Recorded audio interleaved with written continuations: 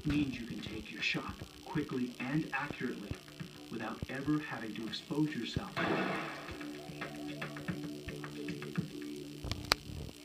It is still in development, but I wanted to see what it feels like from the soldier's perspective.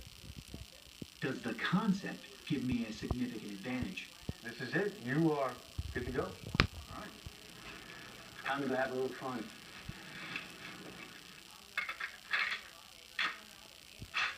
I've got it on. Now, you got to remember, this is a prototype. But the thing I want to look at right here is just how different optics of the future are going to look.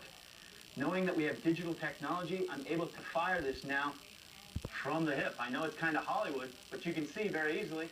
All I have to do is track the target, lock on to center mass, click, and now I'm firing from the hip.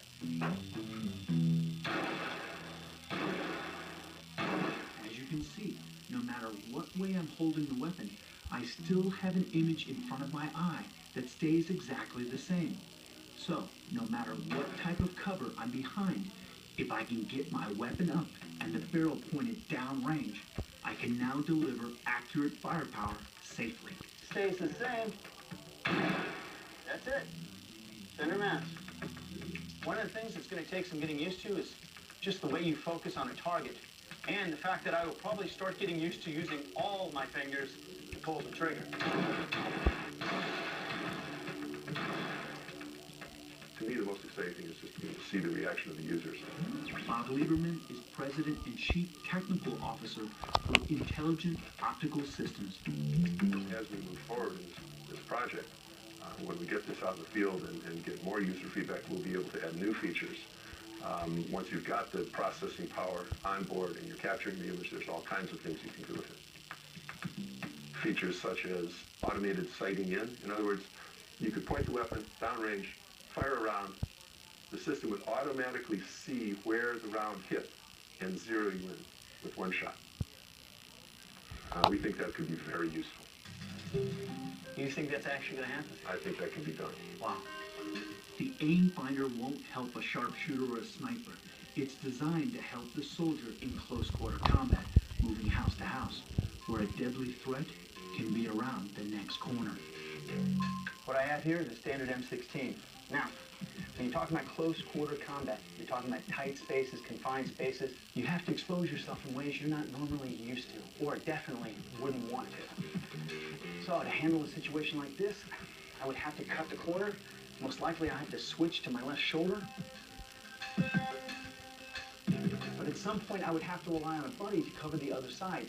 If I wanted to see more, I would have to expose myself at some point, and that's not ideal. Here I've got the same problem. I've got to come around the door. Yes, I've got to switch to my left side because I'm a right-handed shooter. But the beautiful thing is I don't ever have to expose myself.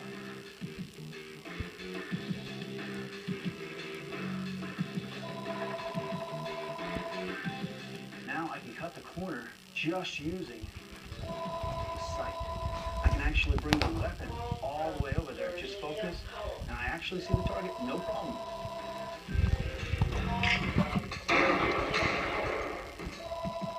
Without ever having to expose myself, the target is no longer a threat. It's time to move.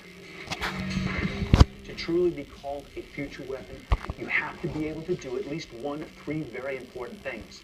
First, you have to do something to be able to increase my accuracy. Second, you have to do something so that I minimize collateral damage on the battlefield. And third, and maybe most importantly of all, you have to be able to do something that gives me and my guys a better chance of getting home to our families. With Aimfinder, it looks like you have all three in one. I cannot wait to see what this thing looks like when it's ready for the field. Coming up, an assault rifle that's a monster killer.